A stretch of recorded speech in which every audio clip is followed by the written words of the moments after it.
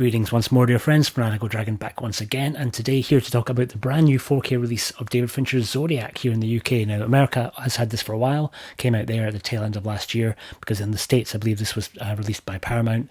Here in the UK it's released by Warner Brothers. We had to wait a little bit longer. I think the American release was a 4K only release. We get 4K combined with Blu-ray, but this is not an examination of Zodiac the film. If you're watching this video, I suspect you have already seen the movie. If you haven't, then absolutely go and check out the movie before deciding whether or not you want to buy it on 4K.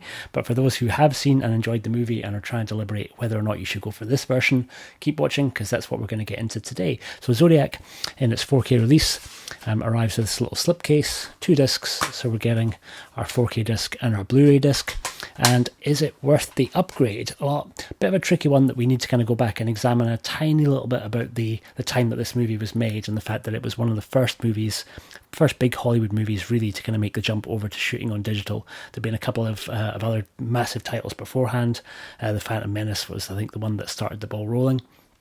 But this was really one of the first movies to use the Thomson Viper Filmstream camera, which had a pretty short-lived time in Hollywood. There weren't that many movies shot on it. Shot natively in 1080p, which basically means there was no real easy way to kind of do a 4K restoration of this, because you only ever had a 1080p source file. So the best it was ever going to be an upscale, and that's really important to consider. So for people expecting a massive night and day difference, if you've previously watched this on Blu-ray to 4K, you're not going to see that. There is some slight improvements, but they are very, very subtle. I can't do 4K screen grabs, so I'm going to leave a link down below to the HG Numerique channel and to their excellent deconstruction. You can see they did a really good comparison between the 1080p and the 4K images, so you can kind of see the difference between the two, but it's far from night and day. It's really just fine details that you'll notice on certain scenes. For me, it is worth the upgrade. I'm a huge David Fincher fan, and I want to kind of try and get every one of his movies on 4K as they get released. Tiny bit underwhelmed by the Warner Brothers release. All the extras that are on here are exactly the same as were on the old DVD releases, and they didn't really even bother using a different image on the slipcase, so we get exactly the same image on both, which is a little bit of a cop-out. It's the least interesting poster of all the ones available for the movie that they've used. If we go right the way back to the old DVD releases, there was a bunch of different kind of really interesting kind of collector's versions at the time. I favoured this one, which was out of Italy. This kind of format isn't unique to the Zodiac release. They released a bunch in this sort of envelope format, but for this movie, and particularly by the fact that the envelope, it plays quite a prominent place in the movie, it kind of really worked kind of nicely having that design over the front, and inside you kind of got discs that were actually kind of printed with some sort of quite interesting artwork, and you got a little booklet which broke down all of the individual murders and gave a huge amount of extra information, including maps of the area where all of the murders took place. Kind of a really pretty comprehensive deconstruction, and all in English, which is quite rare for an Italian release. So I think I was kind of expecting a little bit more when the movie came on to Blu-ray, and we didn't really get that.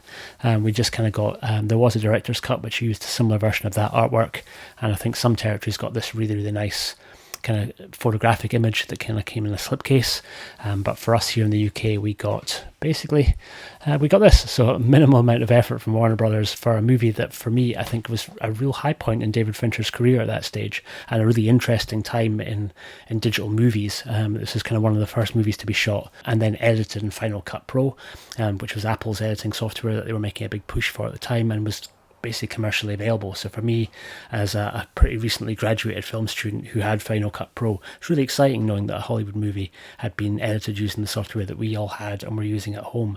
And I think Apple even went out of their way to make promotional videos at that point, kind of highlighting the fact that the movie had been edited using their software. But really it's the fact that it's a limitation of the Thomson Viper camera. You were never going to get a higher resolution file to be able to kind of draw from. I was a bit worried it was going to go down a really AI assisted digital noise reduction route, and it was going to be overly smoothed. Thankfully, very happy to say there's none of that at all. They've been very restrained, and because they've been very restrained, you're not going to see a huge amount of difference. And just like the visual effects in the movie, of which there are an enormous amount, most of the visual effects are very, very hidden away, so you're not really meant to notice the fact that they're using a huge amount of visual effects to kind of really sell the fact that this is a period movie that was shot in the early 2000s but it's taking place in the 1970s, and that's kind of one of the movie's strengths. It works incredibly well as a period piece, that you don't really ever think of it as being so. It just feels like it was shot at that sort of time. It's a big departure away from David Fincher's other serial killer movie, from Seven, which was very much a sort of more traditional kind of a detective investigation story, but had a definite end. You know who the killer is by the time that you get to the end of Seven. You don't really know who the killer is by the time you get to the end of Zodiac, and it's more Robert Graysmith's story, the character played by Jake Gyllenhaal. But for me, I really, really enjoy the movie. Just wish they pushed the boat out a little bit more for the 4K release in terms of giving us some new extras, or kind of packaging it up in a nicer bundle. This is the third movie of his that we've seen coming into 4K. Obviously, I've mentioned Seven, and more recently we had Panic Room, which was a great release and a huge jump because Panic Room had never had a Blu-ray release. So this coming out on Blu-ray and 4K at the same time really was a massive shift away from the old DVD release. Seven had Blu-ray releases, but they did a nice new restoration and brought it back to looking a lot more like it would have done at the cinema when its original release. It was one of the movies that kind of used the bleach bypass process, so there's a lot of work that had to be done to transition this to 4K effectively.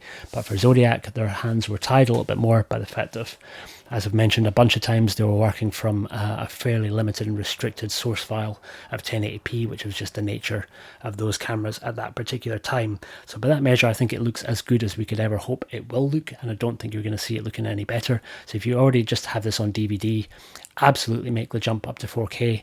But for those of you who already have the Blu-ray, unless you're a Fincher completist, I would say you're going to have to maybe think about if you want to spend your money on this or choose to spend it elsewhere, because you're not going to see an enormous improvement over the image quality of your Blu-ray. But it is an amazingly well put together film, absolutely fantastic performances, a really compelling story, and one of the Fincher movies from that era that I really adore.